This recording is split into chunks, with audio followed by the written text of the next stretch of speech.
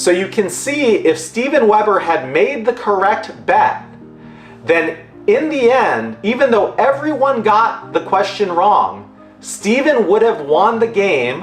What's up everyone? Welcome back to the channel. I am Brian and today I have a bit of a fun one. It's a little bit different than my regular videos, but as you know on this channel, I do anything and everything that interests me. And in this case, now that I have a 11-month-old Lana, my wife and I have been watching a lot of Jeopardy. And you know, there is a technique to betting well that I did not appreciate before that now frustrates me to no end when I see someone make this mistake. And in this particular case, I'm talking about the person that is in second place making an incorrect bet. Because really, under the circumstances that I'm going to explain here, there is only one correct bet.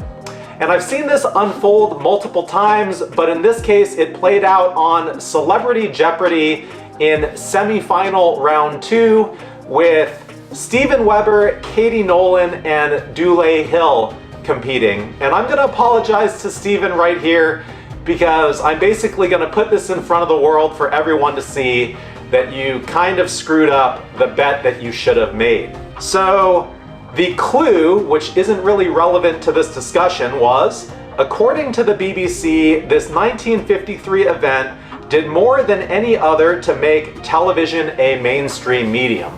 And going into this final clue, Steven Weber had 27,400. He was in second place. Katie Nolan had 36,400. She was in first, but catchable by Steven.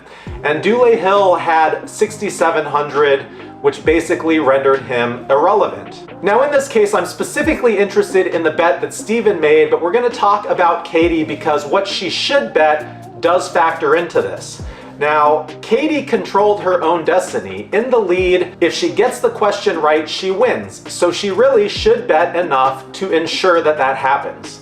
Now, this means she should have bet 18,401. She needed to double what Steven Weber had plus $1. So that means 27,400 times 2 plus 1, 54,801 is what she needs to get to, less what she already had, 36,400, is a bet of 18,401. Steven, again, there is only one right answer here. Steven should have bet $9,001. And the reason for this, it's game theory. You have to assume Katie, in control of her own destiny, is going to control her own destiny. So you can bet everything you have, it's not gonna matter. She can still beat you. Game theory would say the only way that you're gonna win this is if she gets the question wrong, which means you should just bet enough to get $1 over what she already has. And this creates a beneficial circumstance for you should she get the question wrong and you get the question wrong, and I'll explain. So he needs to get her 36,400 plus 1, 36,400 less his 27,400 plus 1 is a bet of $9,001.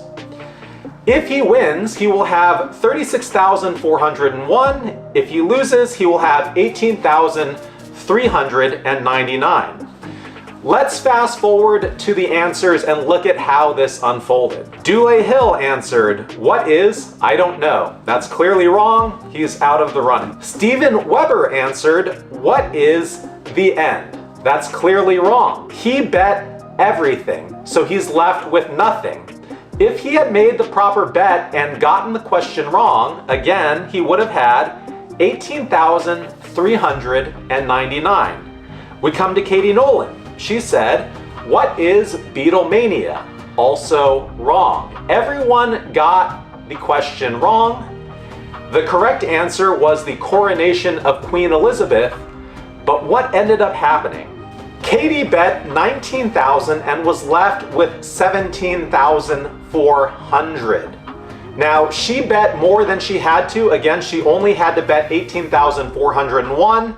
But regardless, even if she had only bet the required amount to win under all circumstances, 18,401, she would have been left with in the end with her incorrect answer, 17,999. So you can see if Steven Weber had made the correct bet, then in the end, even though everyone got the question wrong, Steven would have won the game with $18,399. And that is why making the right bet on Jeopardy is so important, and it's so easy to do if you find yourself in second place with the ability to catch first and third completely out of the running. I hope that this PSA will be watched by every Jeopardy contestant, and from this point forward, I will never see an incorrect bet here again. Although I will say, game theory would say if enough people go down this road, then the first place person might start betting accordingly. I love it. I love the game theory. I love the strategy, and it's something that I did not have a strong appreciation for until after having Lana. We basically exclusively watch Jeopardy these days. That's all I've got for this one. Thank you for watching. I appreciate you, and I will see you at the next one soon.